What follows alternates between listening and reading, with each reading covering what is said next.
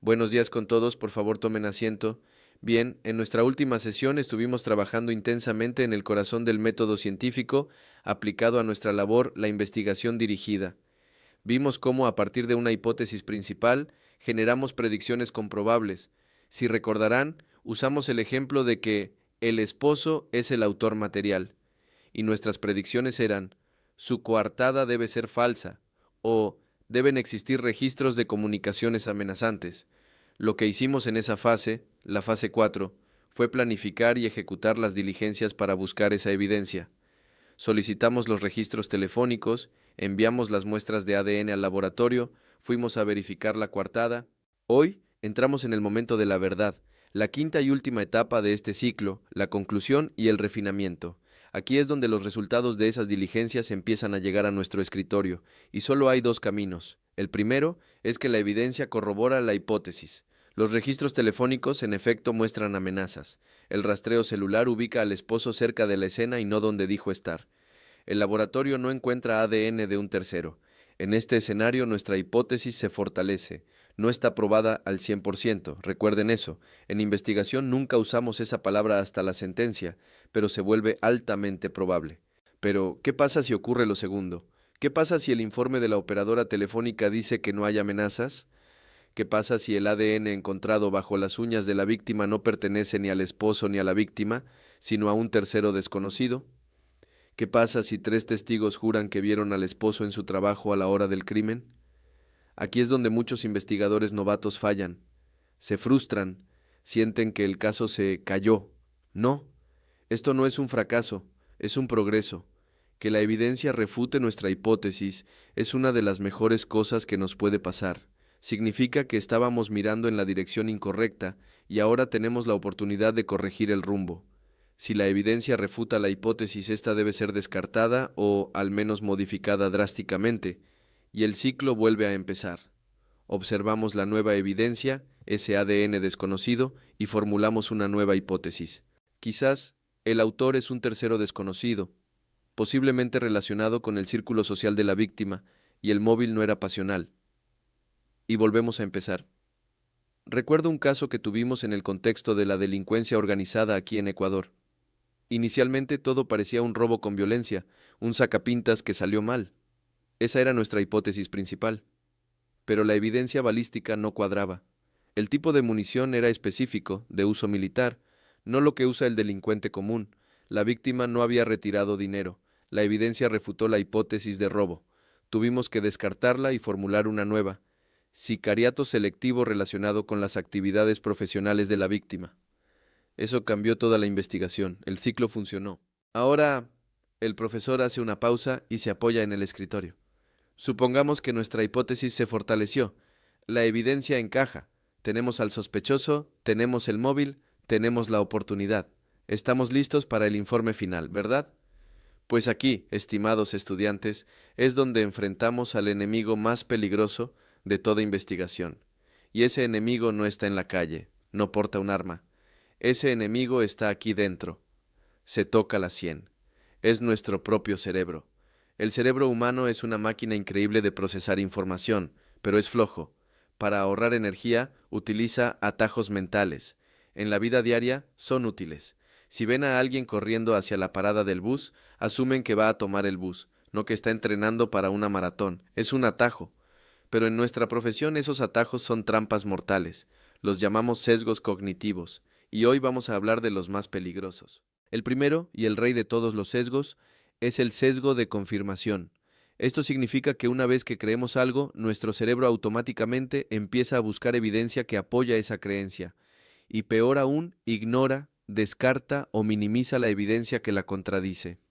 Si ustedes ya decidieron que el esposo es el culpable, van a entrevistar a los testigos y le van a dar un peso enorme a la vecina que dice: sí, siempre peleaban. Y si otro testigo dice: pero él la adoraba, siempre le traía flores, su cerebro dirá: ah, eso es porque era manipulador, estaba fingiendo. ¿Ven? Filtran la realidad para que encaje en su teoría. Están buscando tener la razón, no buscando la verdad. Luego tenemos el sesgo de anclaje. Esto es darle un peso desproporcionado a la primera información que recibimos. Pasa todo el tiempo, llegan a la escena y el primer agente que los recibe les dice: Profe, esto fue un robo, mire la puerta forzada. Esa idea, robo, se ancla en su mente, y aunque luego encuentren que no se llevaron nada de valor o que la víctima tiene heridas de defensa atípicas, su mente sigue volviendo a esa primera idea. El ancla les impide ver el panorama completo. Muy de la mano va el efecto de visión de túnel. Es cuando identificamos a un sospechoso principal y literalmente dejamos de investigar otras líneas. Si el sesgo de confirmación es sobre la evidencia, la visión de túnel es sobre el sospechoso. Encontramos una huella parcial del esposo en la sala. Listo, cerramos el caso. Dejamos de investigar al socio con el que tenía deudas. Dejamos de investigar esa llamada extraña que recibió la víctima hace 3 días. Todo nuestro esfuerzo se va en construir el caso contra el esposo, mientras el verdadero autor, quizás el socio, está borrando evidencia tranquilamente. Esto es la causa número 1 de errores judiciales. Finalmente, hablemos de la correlación ilusoria. Es cuando asumimos una relación de causa y efecto solo porque 2 eventos ocurrieron juntos o en secuencia. El ejemplo clásico: la víctima tuvo una fuerte discusión con su jefe el lunes. El martes, la víctima aparece muerta. ¿Significa que el jefe la mató? No. Significa que debemos investigar al jefe, pero el hecho de que discutieran evento A y la muerte, evento B, ocurrieran en secuencia, no prueba una causalidad.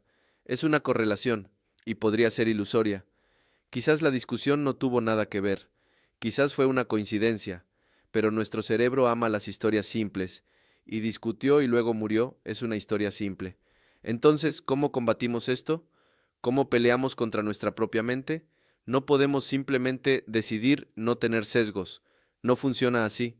Lo que hacemos es usar procesos y técnicas que nos obliguen a mirar donde no queremos mirar.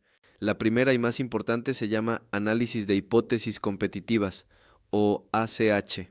Es una técnica brillante. En lugar de tomar su hipótesis principal y tratar de probarla, lo cual invita al sesgo de confirmación, ustedes van a crear una matriz con todas las hipótesis posibles. H1. El esposo lo hizo. H2. El socio lo hizo. H3. Fue un robo que salió mal. H4. Fue una persona desconocida. Y luego, toman cada pieza de evidencia, una por una, y la evalúan contra todas las hipótesis. Por ejemplo, la evidencia: no hay signos de entrada forzada. ¿Es esto consistente o inconsistente con H1, esposo? Consistente, él tenía llave. Con H2, socio. Consistente, quizás ella le abrió. Con H3, robo, muy inconsistente. El objetivo del ACH no es confirmar una hipótesis, es refutar las demás. Es el antídoto directo al sesgo de confirmación. La segunda técnica, y esta me gusta mucho en el trabajo en equipo, es la del abogado del diablo. En mi antigua unidad, cuando creíamos tener un caso sólido, designábamos a un analista, usualmente el más cínico del grupo, para que actuara como el abogado defensor más agresivo que pudiéramos imaginar. Su trabajo era destruir nuestro caso, cuestionar cada prueba, cada testimonio. ¿Y cómo saben que el testigo pudo ver eso de noche y a 50 metros? ¿Y si la cadena de custodia de esa prueba de ADN se rompió aquí? ¿Y si la motivación que proponen es débil? Era un ejercicio brutal. A veces terminábamos gritándonos, pero les aseguro que los casos que sobrevivían a ese proceso llegaban blindados a la corte. Y la última técnica que veremos hoy es el premortem del caso.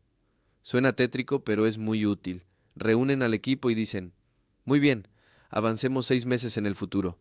Este caso llegó a juicio y perdimos estrepitosamente. Nos humillaron en la corte. Ahora hagamos una lluvia de ideas. ¿Qué salió mal? ¿Por qué perdimos? Y la gente empieza a hablar. Seguro perdimos porque la prueba de ADN fue desestimada. No, perdimos porque el abogado defensor presentó un sospechoso alternativo que nunca investigamos. Perdimos porque nos anclamos en el móvil de los celos y resultó que era una deuda. Al imaginar el fracaso antes de que ocurra, podemos identificar las vulnerabilidades de nuestra investigación ahora, cuando todavía podemos hacer algo al respecto. Como ven, el proceso de investigar no termina cuando encontramos la evidencia. Termina cuando hemos cuestionado rigurosamente esa evidencia, y más importante, cuando nos hemos cuestionado rigurosamente a nosotros mismos. Un buen investigador no es el que tiene la corazonada correcta, es el que desconfía de sus propias corazonadas y se aferra al método, al ciclo y a estas técnicas de mitigación para asegurarse de que lo que presenta como verdad esté lo más cerca posible de ella. ITESUT, Instituto Superior Tecnológico Universitario de Transporte.